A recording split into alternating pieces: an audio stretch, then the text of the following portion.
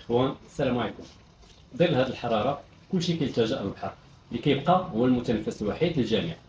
وكيف كنعرفوا كل مره كنسمعوا كل واحد مات غرقا فيه. اليوم غنقول لكم كيفاش تعرفوا البحر واش امن او لا. باش غادي نعرف البحر فيه التيار او لا الكورو، كي غادي ندير باش نخرج منه. فوالا كيف ما كنشوفوا معنا البلايص اللي كيتهرسوا منهم المواج بحال هكا، ديما خرج منهم ما تخافش منهم. مي هاد البلاصه اللي كتلقى ديجا فيها المواج ما كيتهرسوش، وديجا اللي كتلقى فيها ديجا التيار من التحت هو اللي تهربوا منه. كي غادي ندير باش نهرب منه؟ ما عمري نضرب كونتر الكور، حيت راه ما عمرك غادي تخرج. علاش؟ ديما انت كضرب هو ديما كيسحبك لداخل، اون فوا غادي تحبس غادي يرجعك فين كنتي وكثر. الوغ ديما كنرجع معاه، كنرخي راسي كنرجع معاه، وكنحاول ما امكن نضرب جنب.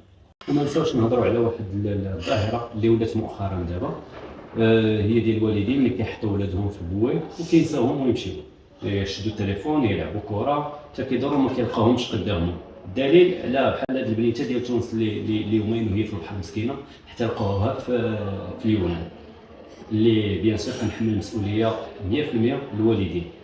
حتى الا ما كانش المراقبه، الا غادي تجيبي الاولاد وتخليهم تلوحيهم وتزيدي، شكون اللي مسؤول على هذا الشيء هذا؟